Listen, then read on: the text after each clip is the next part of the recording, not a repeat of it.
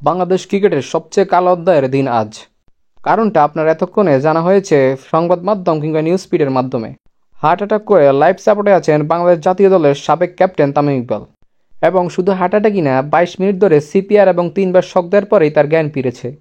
পুরো বিশ্বের ক্রীড়াঙ্গন যখন তার জন্য দোয়া করছেন, তখন বাদরানি বাংলাদেশের পরবর্তী সুপারস্টার ফাহমিদুল ইসলাম।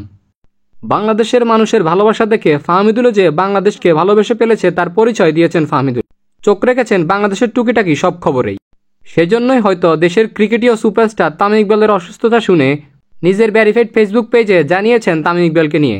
তো চলুন দেখা যাক তামিম ইকবালকে নিয়ে ফাহমিদুল কি লিখেছেন। চলে আসলাম ফাহমিদুলের ফেসবুক পেজে। ফাহমিদুল এই পোস্টে লিখেন, superman, may Allah grant you a speedy recovery. এরপর এই ভালোবাসার ইমোজি। বাংলায় বললে তামিম ইকবালকে সুপারম্যান সম্বোধন করে ফাহমিদুল বলেন, আল্লাহ আপনাকে খুব তাড়াতাড়ি সুস্থতা দান করুক। পোস্টটি দেখার পরে আজ করতে পারলাম, আমরা ঠিক ফাহমিদুলকে যতটা ভালোবাসি, ফাহমিদুলও ঠিক ততটাই প্রভাবিত হয়েছে। বাংলাদেশ নিয়ে রেগুলারই খোঁজখবর রাখছেন।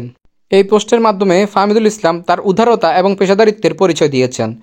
তো ফাহমিদুল এবং বাংলাদেশ ফুটবলের যে কোনো আপডেট পেতে চ্যানেলটি সাবস্ক্রাইব করে পাশে থাকুন, এবং তারই সাথে তামিম ইকবালের জন্য আপনার কাছেও দোয়া প্রার্থী। কারণ সেদিনের কথা পুরো বিশ্ব কোনোদিন ভুলতে পারবে না, যেদিন তামিম ইকবাল ভাঙা হাত নিয়ে নেমেছিলেন বাংলাদেশের জন্য, দিয়েছিলেন দেশপ্রেমের বড় এক উদাহরণ। তা আমরা সবাই তামিম ইকবালের দ্রুত সুস্থতা কামনা করছি।